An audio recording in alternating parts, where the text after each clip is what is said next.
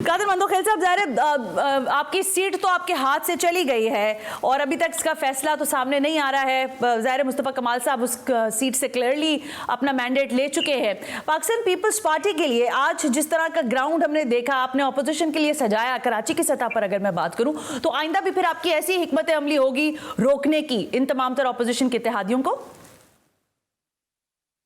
बहुत शुक्रिया सना हाशमी साहबा। अगर आप मुस्तफ़ा कमाल को मैंडेट कहते हैं तो ऐसे मैंडेट पे मैं 1 लाख मरतबा लानत भेजता हूँ। ठीक हो गया। क्योंकि जिस तरह गुंडागर्दी, जिस तरह बदमाशी, जिस तरह माजी की याद उन्हें ताज़ा की है, ऐसा तो कभी नहीं हुआ।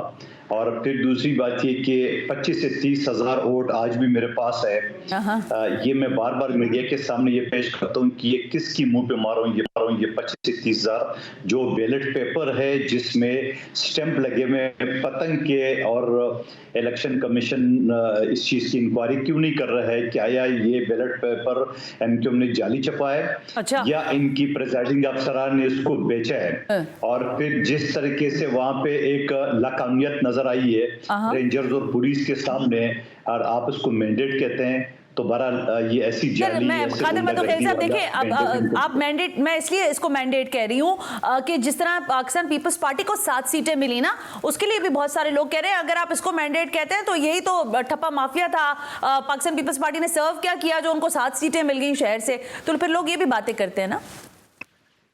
ठीक है, पहली बात तो ये है कि मेरी सीट पहले से मैंने सीट जीता हुआ था और पूरा पाकिस्तान को मैंने हराया था, और मुस्तफ़ा कमाल साहब को तो चौथे नंबर पे छोड़ा था मैंने। दूसरी बात ये कि आप कह रहे पीपल्स पार्टी को सीटें कैसे मिली है। आपको पता है कि तारीख में पहली मरतबा पाकिस्तान के 77 साल तारीख में मेयर कराची कैसे आया। आपको पता है कि यहाँ पे 100 से ज्यादा हमारे यूनियन काउंसिल के चेयरमैन कैसे आए।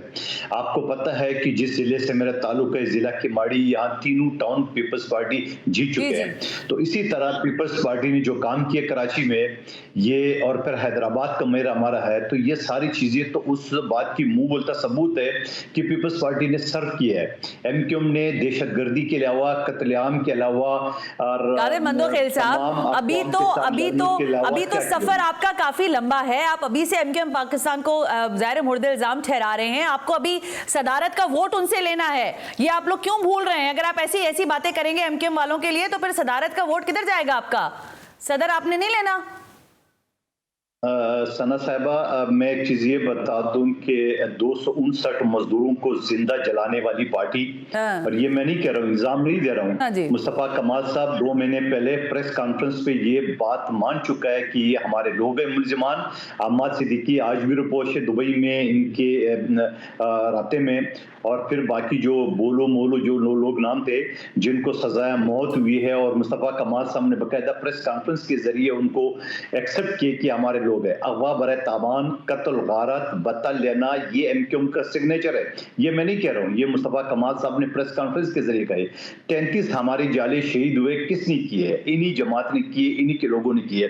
तो अब आप कहते हैं कि हमने वोट लेना है। बात यह है कि एमक्यूएम की हालात तो इस वक्त ऐसी है कि वो तो न 3 में न 13 में, इतना शर्म के मारे आंखें नीचे करके जो उनको 17 सीटें कराची हैदराबाद से दी गई है। अच्छा। तो आप मुझे बता दो, जो 25 से 30 हज़ार बैलेट पेपर मेरे हाथ में इस वक्त भी है, क्योंकि इस वक्त मैं ऑफिस में बैठा हूँ, मेरे घर पे मौजूद है, मैं बार बार मीडिया को दिखा रहा हूँ। अब ये बताओ कि ये सवालिया निशान नहीं है, ये क्या एमक्यूएम के मुंह पे तमाचा नहीं है? एमक्यूएम के मुंह पे क्या तमाचा थे? वो तो इसी बेशर्मी का मुजाहरा तो पिछले 35 साल से करते आ रहे हैं मुख्तलिफ हुकूमतों में और डिक्टेटर के साथ मिलके।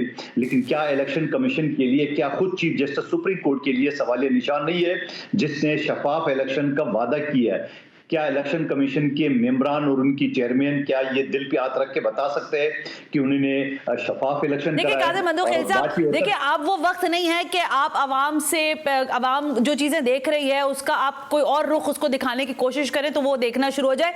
हकीकत ये है कि इस वक्त कोलिशन पार्टनर में आप जिस हुकूमत के लिए बनाने जा रहे हैं मुस्लिम लीग नवाज के साथ, उसकी इत्तेहादी एमक्यूएम पाकिस्तान है। और मैं आपसे तकरार से ये सवाल कर रही हूँ कि जो गुफ्तगू आप कर रहे हैं वो बिल्कुल सही हो सकती है आपकी नजर में, लेकिन आपको सदारत के उम्मीदवार जो कि आसिफ अली ज़रदारी साहब हैं, उनके लिए अगर वोट मांगना पड़ेगा तो उसके लिए एमक्यूएम की अहमियत आपको मालूम है कि क्या है, उनके नंबर ज्यादा हैं।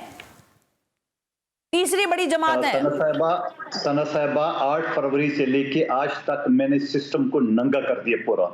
आप पूरे पाकिस्तान में दिखा दे कि किसी भी हल्के में धांधली तो हुई है बहुत सारी जगहों पे, मगर जिस तरह मैंने सिस्टम को नंगा किया है एन 242 कराची को, तो ये तारीख याद रखेगी। और कि ये कादिर मंदोखेल साहब, मैं ये सवाल करना नहीं चाह रही थी, लेकिन क्योंकि अब आपने बात छेड़ दी है इसलिए मैं इस तरफ चली जाती हूँ। जिस रात आप दोबारा पोलिंग के अंदर गए रिटर्निंग ऑफिसर से मिलने के लिए, फॉर्म 45 के लिए, वहां पर आपने डब्बों को पैरों से मारा, दरवाजे तोड़ते हुए आप अंदर दाखिल हुए, गो कि उस पर ज़ाहिर मुकदमा भी हो गया है। लेकिन मुझे ये बताएं, क्या ये वोटर की तौहीन नहीं थी कि एक ऐसी शख्सियत जो कि MNA के लिए अपने आप को इलेक्टेड समझती है, उसकी उम्मीदवार है, वो अवाम के वोटों की तौहीन कर रही है वहां पर? ये अमल आपका जायज था, आपका ख्याल है? जी, ये आप कह रही है, इलेक्शन कमीशन कह रहा है? सर मैं नहीं कह रही, मैं तो आपसे सवाल पूछ रही हूँ। मैं तो आपसे सवाल, लोगों ने ये कहा। जी जी नहीं, लोगों को छोड़ दो, लोगों की 10 मुंह 10 बातें। ठीक है, जिस अदारे ने ये इलेक्शन करा है, मुझे इलेक्शन कमीशन ने नोटिस दिया, तब 15 फरवरी को मैं इस्लामाबाद में हाजिर हुआ था। वहां आरओ का, DRO का, इलेक्शन कमीशन का, प्रिजाइडिंग अफसर का बाकायदा रिप्लाई स्टेटमेंट आया कि न तो ऐसा कोई वाकया हुआ है, न कोई बैलेट पेपर टूटा है, न कोई बैलेट पेपर छीना है। अच्छा। और हमने स्मूथली ये ट्रांजैक्शन हमने चला के और हमने वोट गिनती भी कर ली, और बाकायदा MH स्कूल कहलाता है उसकी गिनती भी है। मैं तो पहले दिन से कह रहे थे कि MQM इस चीज में बड़ी मास्टर है, ये एडिटेड वीडियो है। और उसके बाद ये है 15 तारीख की बात, 16 तारीख को MQM के लोगों ने प्रिजाइडिंग अफसर उसको स्कूल टीचर को उठा के थाने ले गए और वहां मेरे खिलाफ FIR कटाए।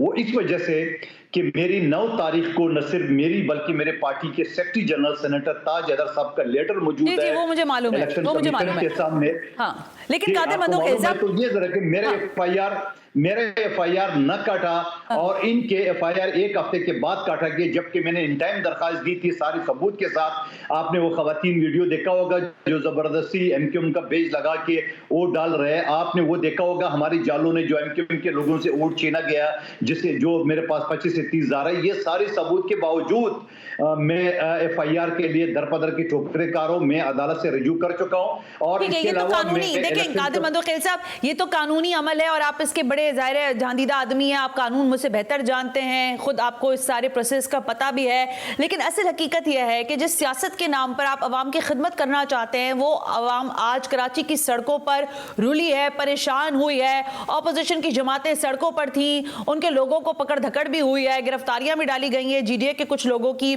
और मुझे दीगर और जमातों के बारे में भी मालूम हुआ।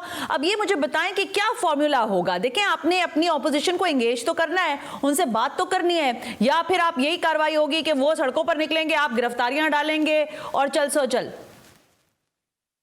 आप मुझे बता दें कि इलेक्शन जिस तरह से भी हुआ, चाहे वो हम पर इल्जाम हो या हमने किसी और पर इल्जाम किया है, क्या हमने एक पत्थर तोड़ा है? क्या हमने एक शीशा तोड़ा है? आप मुझे बता दो, अपोजिशन के पास जो ये सारे टांगा पार्टी हैं, जो पहले भी 2018 में भी पीपल्स पार्टी के खिलाफ ये इत्तेहाद बन के टोटल 3 सीटें उसने हासिल की, 3 में से 2 हमारे पास आ गए। मेयर बरादरान की बात कर रहा हूँ। आप मुझे बता दो कि आज हल्फ ले रहे थे, चाहे MQM के लोग थे, चाहे पीपल्स पार्टी के थे, या खुद JDA या जमात इस्लामी के थे, तो उस लिहाज से उन्होंने जाके सिंध असेंबली पे हमला करने की कोशिश की है। तो आप मुझे बता दें कि कानून हरकत में नहीं आएगा।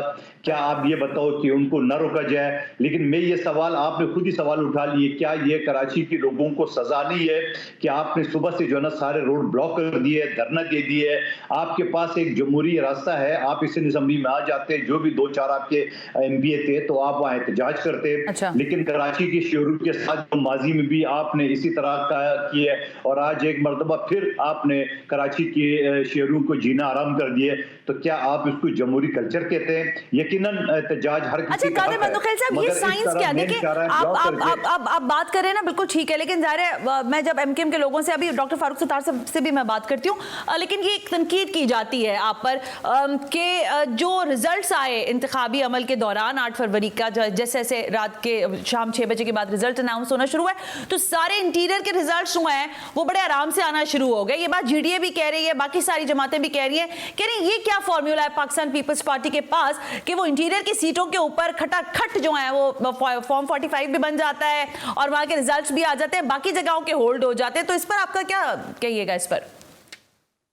देखिए, ये इंटीरियर तो बहुत सारे लोगों को चुभता है। मैं इंटीरियर नहीं कहता हूँ, पूरा सिंध है, सिंध का हर जिला सिंध है, कराची समेत। आप मुझे बता दो, बिलावल भुट्टो जरदारी साहब के मध्य मुकाबिल जमीयत के सोमरो साहब थे, राशिद सोमरो साहब, उन्होंने 35,000 वोट लिए हैं और बिलावल भुट्टो साहब ने 1,35,000 लिए हैं। आप मुझे बता दो, इन वोटों को आप कहाँ रोकोगे, कैसे रोकोगे? और फिर इसी तरह बाकी जिलों का जो हाल है, हमने सेंचुरी से क्रॉस कर दी। 114 एमपी इस वक्त हमारे सिंध में, जो माजी के तमाम रिकॉर्ड तोड़ गए। आप मुझे बता दो कि फिर मैं अपने हल्के की अगर बात करूं, NA 242 में हमारा रिजल्ट क्यों रोका गया? वैसे तो ये MQM के लोग जो ना, आप बड़े भोले हैं कादिर मंदोखेल साहब, आप बड़े भोले हैं। आप जरा ये तो देखते हैं कि वो हल्का कौन सा है, वहां पे कैंडिडेट कौन उतरा है, उसकी क्या लेगेसी चल रही है, और वो कहां से आजकल माजी में भी और हाल में भी। ये वही कैंडिडेट है, सुन ले, ये वही कैंडिडेट है जिसने कहा अल्ताफ हुसैन दहशतगर्द है। ये वही कैंडिडेट है वो तो आज भी कहते हैं। खालिद बिन, सुन ले मेरे जवाब सुन ले। ये वही कैंडिडेट है जिसने कहा खालिद मकबूल सिद्दीकी राव का एजेंट है। अच्छा। ये वही कैंडिडेट है जिसने कहा महाजर नाम दफन करने आओ। ये वही कैंडिडेट है जिसने ये कहा कि बता अगवा तावान ये सिग्नेचर है हमारा। तो आप मुझे बता दो, वो किस मुंह से खड़ा हो गया और किस मुंह से अगलों ने इसको टिकट दी है। लेकिन इसको ये नहीं पता कि 2 साल पहले इसी कैंडिडेट को मैंने चौथे नंबर पे भेजा था। लेकिन वो उस वक्त उनकी एक छोटी सी, देखिए ना कादिर मंदोखेल साहब, जब आपने उनको चौथे नंबर पे पहुंचाया था ना, तो उस वक्त वो एक पार्टी के सरबराह थे जो कि नौजायदा पार्टी थी, जो जाहिर है सबको पता था कि ये ज्यादा दिन नहीं चलेगी और इसका एक मर्जर होना है, वो हो गया। बहरहाल MQM का एक वोट बैंक उस इलाके में और उस कॉन्स्टिट्यूएंसी में माजी में रहा है। आप इसको एग्री करेंगे मेरा ख्याल? एक या 2 यूसी में, वो भी आधे में, UC 6 में, UC 9 के भी आधे में। ओके। यहाँ 16 यूनियन कौंसिल है, 16 यूनियन कौंसिल है। आप मुझे बता दो, यही मुस्तफा कमाल साहब था, पूरे PDM था, 2 साल पहले मैंने चौथे नंबर पे नहीं भेजा उसको। आप मुझे बताओ अभी उनके वोट कहां से आ गया?